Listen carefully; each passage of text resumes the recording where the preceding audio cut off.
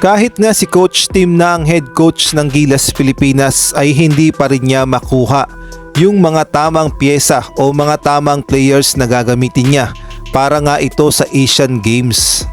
Halimbawa na lamang sa mga players na gustong-gusto talaga niyang makuha, eto ngang si Justin Baltasar na alam naman nating nakapaglaro na noon sa Gilas Pilipinas.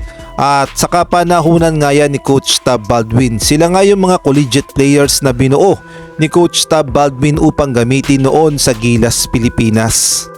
Ngunit ngayon nga ay tila ba ay naiba ang ihip ng hangin para dito kay Justin Baltasar. Simula kasi na maglaro siya sa professional league, partikular na sa MPBL. Hindi na nga siya nakita maglaro para sa Gilas Pilipinas, lalong-lalo na sa FIBA World Cup. At ngayon nga ay kinukuha siya ni Coach Tim Cone upang maglaro sa Asian Games. Ngunit ang tugon nga ng kampo ni Justin Baltasar ay wala na nga daw interes itong maglaro para sa Gilas Pilipinas. Ang sabi nga ni Coach Tim Cone, "We have tried to get Balti forever. He never is available. We tried to get him for the World Cup too. He has shown us zero interest." Ngunit taliwas naman ang sagot ni Governor Delta Pineda na humahawak kay Justin Baltasar. Ang sabi niya nga, hindi siya tinawag. Sayang nga, pero marami naman yatang big man yung Gilas ngayon eh. Kaya naman marami nga ang naghihinayang kung hindi makakapaglaro itong si Justin Baltasar para sa Asian Games. Marami kasi ang kuro-kuro na baka daw nahahaluan na ng politika.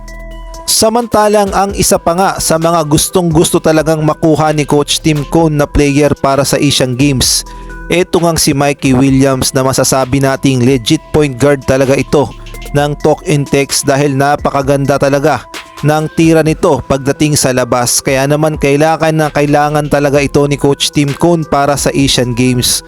Ngunit kagaya nga kay Justin Baltasar ay hanggang sa ngayon ay hindi pa nga nagpapakita ng interes itong si Mikey Williams kung gusto niya ba talagang maglaro para sa Gilas Pilipinas sa Asian Games. Kung ating babalikan kasi noong nakaraang SEA Games sa Cambodia, nasa Gilas pool nga itong si Mikey Williams, ngunit kalaunan ay bigla nga itong nag-big up at hindi nga sumama sa Gilas. Kaya abangan na lang natin kung makukumbinsi ni Coach Tim Cone na maglaro itong si Mikey Williams sa Gilas Pilipinas sa SEA Games. Samantalang eto naman ang bad news para sa Gilas Pilipinas. Si Jamie Malonzo kasi at si Brandon Ganuelas Racer ay mukhang hindi na makakapaglaro sa Asian Games para sa Gilas Pilipinas. Unahin na nga natin itong si Jamie Malonzo. Nung nagkaharap kasi ang Gilas Pilipinas at South Sudan sa FIBA World Cup, namali nga ng bagsak itong si Jamie Malonzo. At dito nga ay napuruhan ng kanyang likod.